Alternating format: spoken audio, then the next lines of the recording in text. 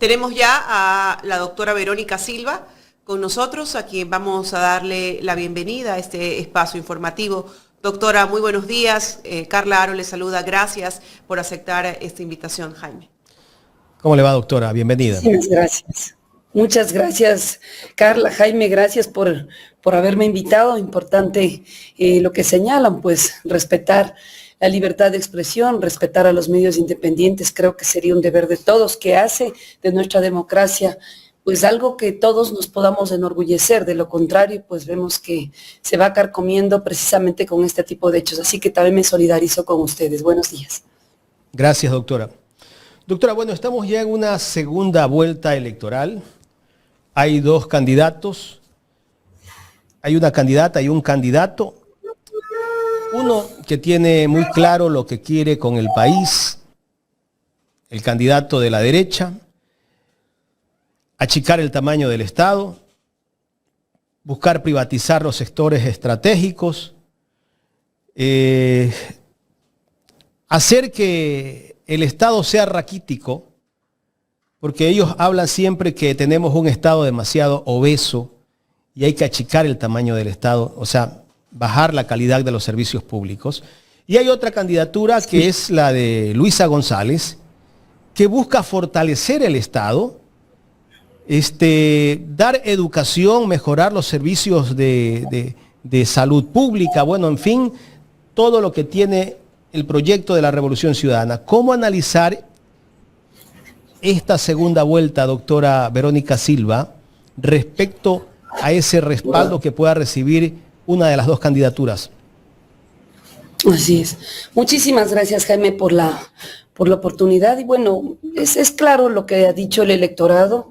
Creo que precisamente debido al temor, al miedo en el que nos encontramos, a esas cifras que son de terror, porque son cifras que siguen incrementando la pobreza, siguen incrementando la inseguridad, la imposibilidad de sentirnos pues seguros en nuestro propio país, ¿no? Con posibilidades de crecimiento para nuestros niños, niñas, la crisis que está viviendo los jóvenes en este momento, que veía los datos, ¿no? Que quizás es la primera vez en la historia que jóvenes de 30, 35 años, incluso gente hasta 40 años, tiene que seguir viviendo con sus padres porque no tienen la posibilidad de encontrar casas autónomas para poder reproducir la vida, que es algo normal y que todo el mundo podría aspirar.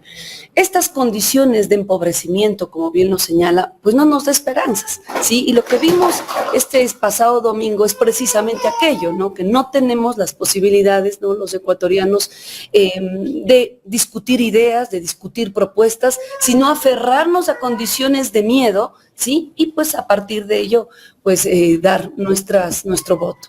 Entonces hoy tenemos prácticamente un 44%, ¿no? Que están apostando a dos tendencias o a dos posibilidades, ¿no es cierto?, que distintas, ¿no? Y yo creo que es importante desde la clase política, desde la clase académica, desde los sectores sociales, dar cuenta qué significaría una continuidad del gobierno de Noboa.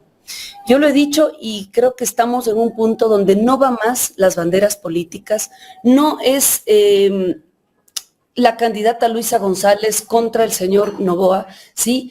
Es la posibilidad de continuar esta política de guerra, ¿sí? De hambre, de pobreza, o pensar una salida urgente que una los distintos espacios sociales, que una las distintas banderas políticas y nos digan, sí, es necesario que con unidad patriótica, con unidad soberana, pensando en el país, veamos otras opciones.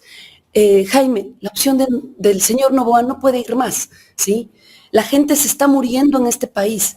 Y yo creo que si las fuerzas políticas, si llamamos este Ecuador, no vemos eso, lamentablemente pues no estamos pensando en lo que necesitan las miles y miles de familias ecuatorianas. Estaremos pensando en nuestro nicho político, estaremos pensando en la oportunidad más próxima, y eso ya lo vivió el Ecuador, eso ya lo vivimos en elecciones pasadas y el país fracasó.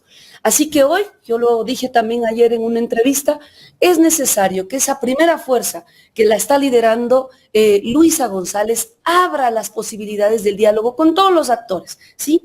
Y empecemos a articular esas salidas urgentes que tiene el país. Creo yo que no estamos en el momento de pensar si Noboa continúa o no. ¿sí? Noboa no podría seguir simplemente porque representa a la oligarquía de este país, a los grupos oligárquicos que han hecho de su cooptación del Estado, de su cooptación de la institucionalidad, pues la única salida para seguir enriqueciéndose. Y eso se lo ha visto, se lo puede comprobar. Lamentablemente, incluso su séquito de ministros han hecho eso continuamente, ¿no? Y yo creo que la gente se está dando cuenta, Jaime, y lo que es necesario decirle a personajes tan importantes en la vida política de este país, como sería Leonidas Issa, ¿no? Representante de la CONAIE, incluso otros partidos de izquierda que si bien no tuvimos ese apoyo ciudadano, precisamente por la polarización en la que estamos viviendo, pero que en esta segunda vuelta sería importante escucharlos con firmeza y decir, es necesario buscar esa salida urgente para el Ecuador. ¿Y qué necesitamos? Salida urgente a la violencia, ¿sí? Propongamos, ¿no es cierto?, un plan nacional, una articulación nacional, una dirección nacional de antimafia, que nosotros lo dijimos en campaña, donde articulemos a los mejores perfiles civiles, con perfiles pues muy buenos que tiene la policía, el Ejército Nacional, pero que empecemos a atacar al corazón de este problema, que no son las mafias callejeras, que no son los señores, los jóvenes gatilleros, que muchos de ellos son cooptados a la fuerza. Son aquellas mafias de cuello blanco que permiten que este negocio siga carcomiendo el tejido social, las familias de nuestro país, ¿sí? Así que contra ellos vamos a hacer una política un modelo parecido a lo que se hizo en Italia, por ejemplo, que nosotros lo hemos revisado mucho, y pues ellos tenían medidas durísimas, ¿no es cierto?, contra el lavado de activos, por ejemplo. Hablemos qué está pasando con la asociación ilícita, qué está pasando con aquellos políticos que se prestan, ¿sí?, para hacerles el trabajo sucio a los narcotraficantes. Doctora. De eso muy poco se ha hablado en el país y creo que serán las posibles líneas que podamos poner a la discusión en esta posible unidad de las distintas fuerzas que amamos el Ecuador. Aquí el gobierno sigue diciendo que hay que poner leyes más duras, que hay que equipar a la policía, pero no se preocupa de combatir las causas de todo lo que sale de la violencia, ¿no? No combaten las causas. Y si bien es cierto, ellos hablan del narcotráfico, acusan a otros de narcos y todo, ¿no? Pero ellos no hacen nada por controlar cómo se lava el dinero en el país. Tanto así que hay un funcionario público que es el director de la UAFE, el señor Julio José Neira, creo que es José Julio Neira, que le han dado 4 cargos adicionales. O sea, ese señor tiene 5 puestos dentro del gobierno.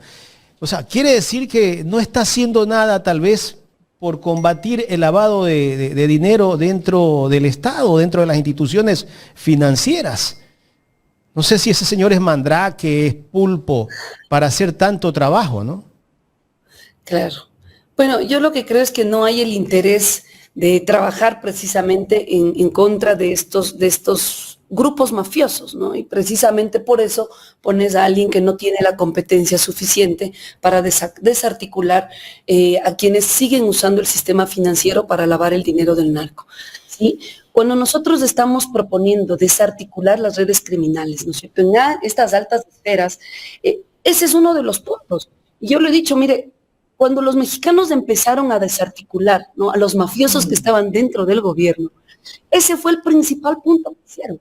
Hicieron un convenio con las asociaciones, más bien con los bancos, ¿no?, con el sector financiero, y empezaron a desarticular mafias que estaban precisamente vinculados a gobernaciones, a municipios, ¿sí? Incluso en ese tiempo, pues, bueno, ya han pasado algunos años, pero acaban de condenar vamos a decir, al que era como jefe de la fiscalía en ese momento, ¿sí?, en México, pues ahora lo acaban de condenar, ¿no? Incluso creo que ya está detenido en Estados Unidos.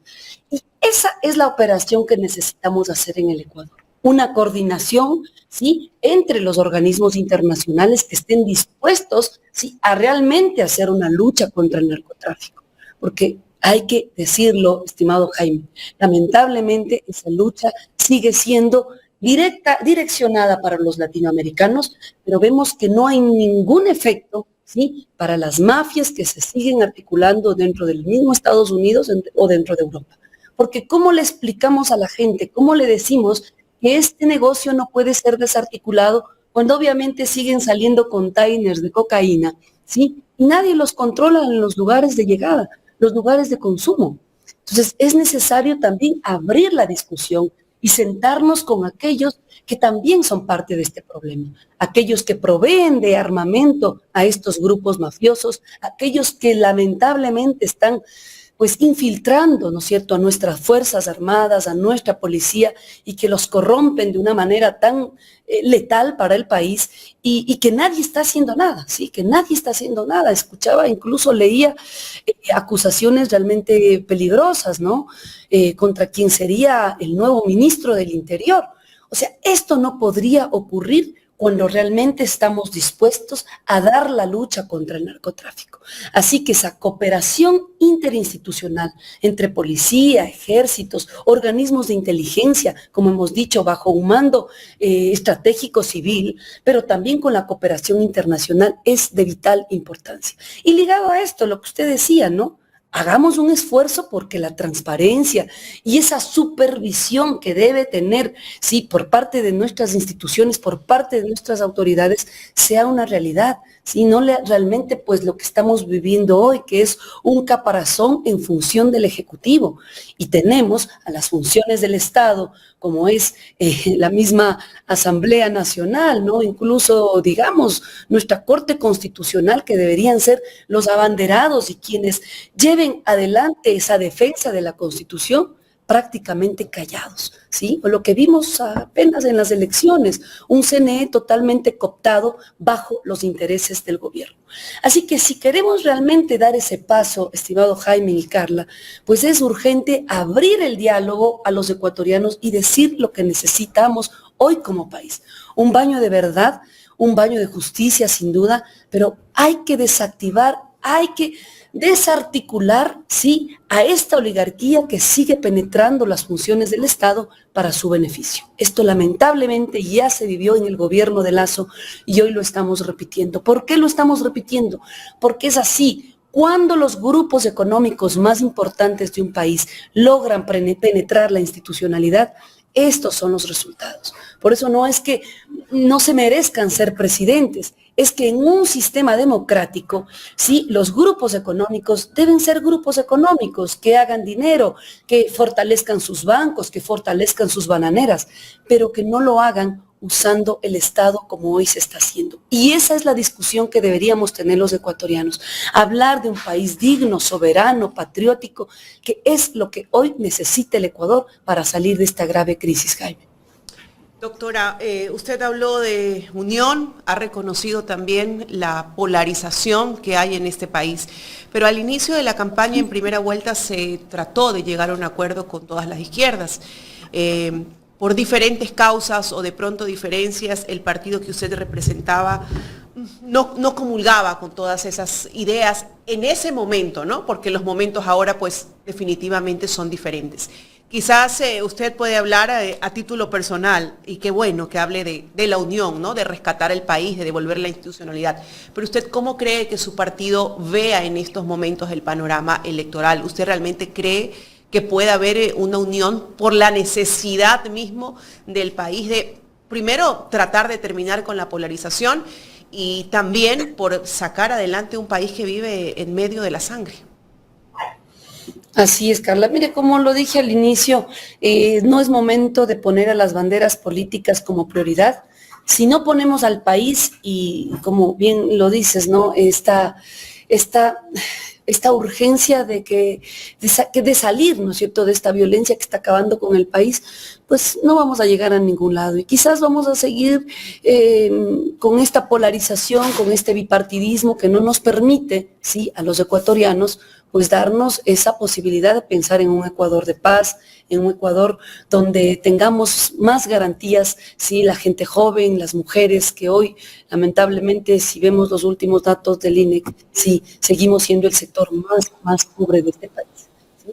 Así que lo que yo le digo es que el Partido Socialista también ligado a esa tradición histórica. Recordemos que este año cumplirán 99 años, van a tener una reunión este 22 de febrero, este sábado, y yo estoy muy, muy animada, creo que tendrán una postura particular. Esperemos que hacia allá vaya la decisión del partido, pero conversando con muchos de los líderes, con muchos incluso de los candidatos, pues estamos pensando que esa sería una de las mejores opciones. Ahora, claro, habrá que respetar la decisión del partido, pero lo digo a título personal, yo considero que es momento de hablar de esa gran concertación de fuerzas sociales, de esa gran concertación de actores políticos, económicos, sí, de esos empresarios dignos que también tiene nuestro país, y que empecemos a pensar en ese país de paz, ¿sí? Cuando uno plantea esto, a veces no caemos en ejemplos, ¿no? Y yo tengo un estudio muy interesante que hice sobre la ciudad de Medellín y comparaba con Guayaquil, ¿no? ¿Qué pasa en Medellín que no está pasando en Guayaquil? Y claro, justo hago un estudio de los momentos más duros que vive Medellín en los años 90, y ellos, cuando tuvieron el mismo problema que hoy vivimos los ecuatorianos, pues hicieron un pacto. Ellos le llamaron un pacto nacional, ¿no? El nuevo pacto nacional, pensando en la ciudad de Medellín. Y se plantearon tres cosas. Primero, hacer una inversión fuerte, directa, en los barrios más pobres de esa ciudad. Ellos sabían que si no le daban garantías a esos jóvenes que estaban siendo pues prácticamente arrancados por las mafias, esta violencia iba a continuar, ¿sí? Y lo lograron. Empezaron a dar becas, no a uno, no a dos, no esas becas de miseria que hoy estamos viendo por parte del gobierno, no. Empezaron a equipar escuelas, ¿sí? Colegios, y darles garantías a estos chicos para que terminen sus estudios y después incluso muchos de ellos puedan acceder a la universidad o a trabajos que el mismo sector empresarial se encargó de colocarlos. Ese fue un punto. Dos, dijeron, bueno, aquí tenemos que reparar socialmente también estos barrios que eran totalmente desconectados de la gran ciudad de Medellín. Entonces empezaron a hacer estas aerovías tan bonitas que ustedes tienen en Guayaquil, pero pensadas en la gente, pensando en los barrios más pobres, ¿sí? Entonces no sé si conocen Medellín, pero ustedes van y ven estos cerros totalmente empobrecidos, pero que hoy son totalmente articulados al gran Medellín, ¿no? Les hicieron gradas eléctricas. Y son turísticos ahora para... Y son muy turísticos, les digo, yo he estado ahí y me parece una de las bibliotecas más lindas que tiene toda Colombia, no solo Medellín, está en la comuna de San Francisco Sabio, me parece que es, sí, justo en la mitad del cerro, ¿no? Entonces dices, claro, fue darles dignidad a la gente, ¿sí? Darles dignidad a la gente.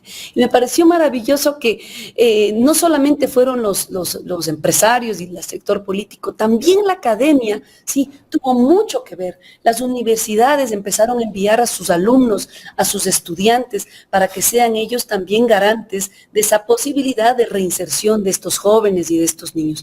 Esa fue una gran política. Y después se plantearon decir, bueno, ahora Medellín va a ser la ciudad más educada de todo Colombia. Y lo lograron. Hoy Medellín, pues es un referente para Colombia, es un referente regional e incluso mundial.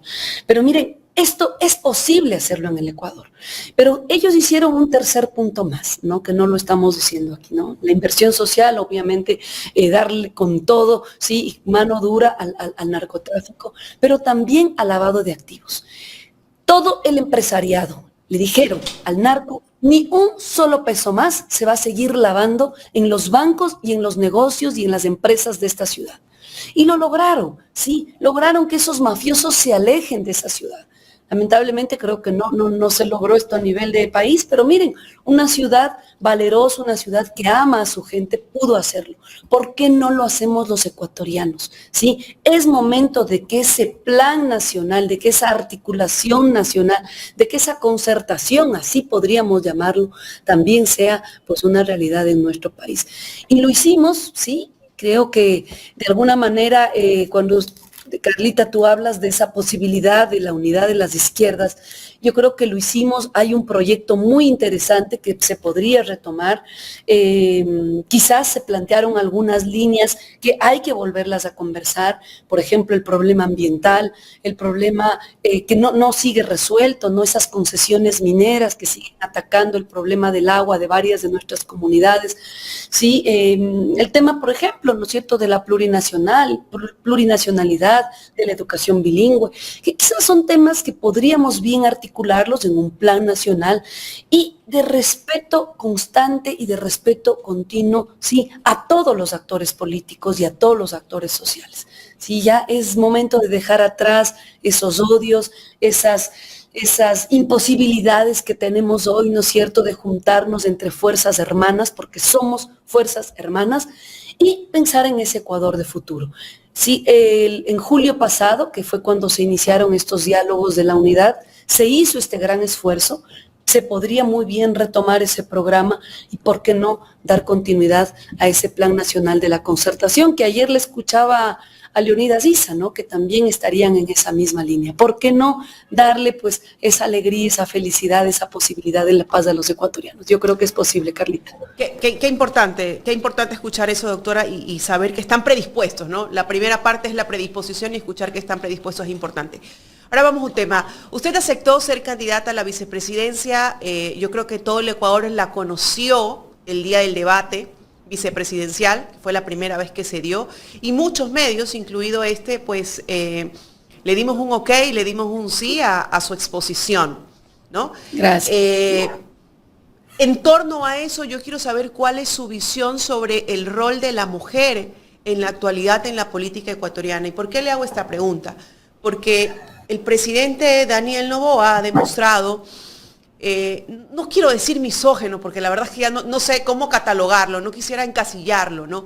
Pero sí se ha mostrado con actitudes no adecuadas frente a mujeres, empezando por su vida personal, que ha sido expuesta pública con su ex esposa, la ministra Andrea Robo, que declaró haber sido perseguida por este gobierno, y no se diga pues Verónica Abad. Estamos en un proceso de cambio, en un proceso de transformación, y los números dicen que muchas veces la mujer no confía en otra mujer, ¿no?, como para gobernar. No sé si será un tema de machismo, será un tema de falta de empoderamiento, no sé. Hacia allá va mi pregunta. ¿Usted cree que el Ecuador está preparado para una mujer, que ya es hora de que las mujeres puedan asumir ese cargo? ¿Podría dar Verónica Silva su aporte a la sociedad, como ya lo ha venido haciendo desde el ámbito de la educación, a poder generar un cambio a través de la transformación liderado por mujeres? Sí, yo creo que sí, Carla, estamos en un momento donde las mujeres hemos dejado de ser esos jarrones incómodos, ¿no? Esos jarrones chinos tan bonitos, pero no sabes dónde los acomodas. Así nos han visto a las mujeres en la política, ¿no? Lamentablemente te usan en la campaña, te usan para llegar, y cuando es el momento de decidir, de tomar decisiones, pues siguen siendo estos burós totalmente verticales, muchos de ellos muy machistas, ¿no? Y te dejan en segundo plano.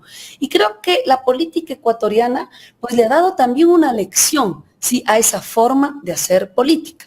Y lo has mencionado muy bien, Carlita, el debate de las vicepresidentas a mí me resultó también muy interesante, sí, me pareció un debate de altura, de propuestas, y pudimos ver liderazgos femeninos, sí, que ya han estado, incluso muchos de ellos en la política, con muy buenas sorpresas, con propuestas, con ideas, con carácter. Y creo yo que hoy estamos en un momento donde también esas voluntades femeninas podríamos ir articulando esas necesidades que necesita la política, sí, la política, ese respiro, esa frescura. Hoy tenemos la posibilidad, sin duda, de que una de las opciones sea Luisa González, quien es una mujer, ¿no es cierto? Pero hay que decir también algo, Carla, ¿sí? Ese apoyo, ¿sí?, no puede quedarse solo por ser mujer, porque también eso sería limitar a la fortaleza que tenemos en propuestas, en ideas, en compromiso. El apoyo que debemos dar las mujeres también tiene que ser en base, pues, a una agenda, ¿sí?, una agenda de país. Y creo yo que si bien Luisa González, hoy, y lo digo de verdad, podría coincidir con esas voluntades, ¿no es cierto?, para generar ese país de paz, ese país de apertura, también Luisa González debe estar abierta a negociar, a hablar con esas otras mujeres que tenemos algo que decir.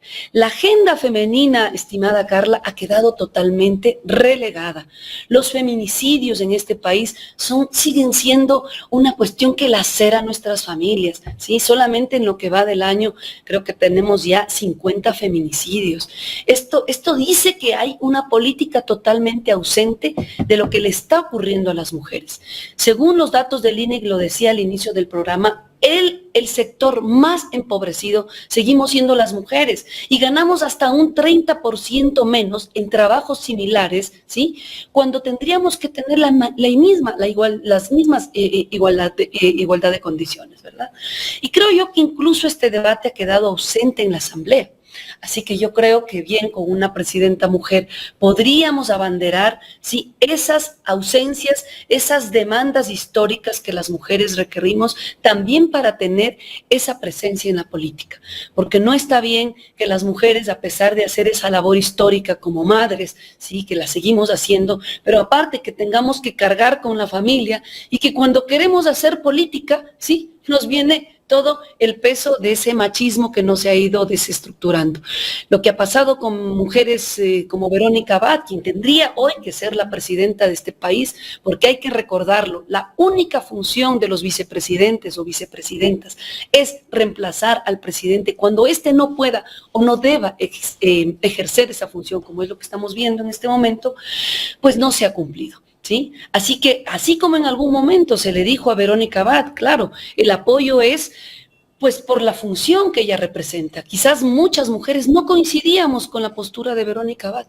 Y hay que decirlo, el apoyo a Verónica Abad era obviamente porque ella necesitaba esa función, obviamente, para pues dar la investidura a un cargo tan importante como es la vicepresidencia.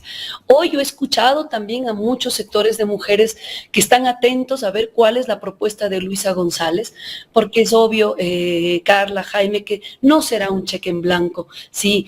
Y yo creo que así debe ser. Sí, estos apoyos que hoy tenemos en segunda vuelta también tiene que ser con compromisos, y un compromiso con el sector tan abandonado como hemos sido las mujeres será un gesto muy importante de Luisa González, sí, por nuestras niñas, por nuestras jóvenes que hoy no pueden ingresar a la universidad, por esas adolescentes que siguen siendo madres solteras sin que tengan ningún apoyo por parte del gobierno, ni en educación sexual, y peor aún después cuando te obligan a tener esos niños a tan corta edad.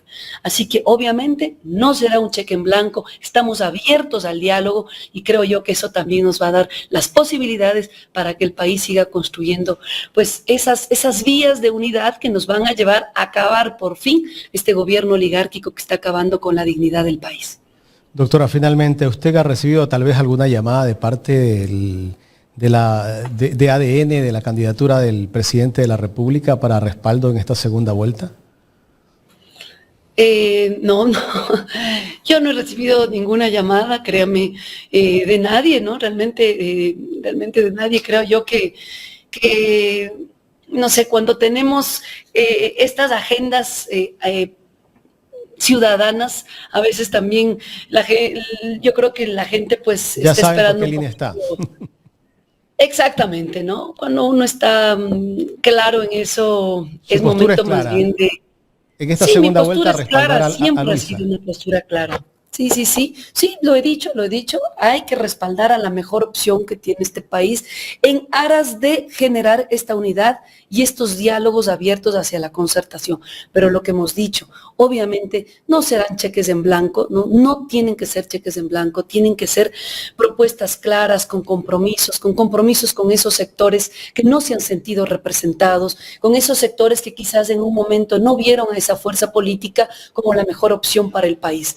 Y uno de esos sectores sin duda son las organizaciones sociales, muchos de ellos también son los sectores indígenas, que imagínense, hoy una parte de ellos sigue dispuesto a votar por Novoa.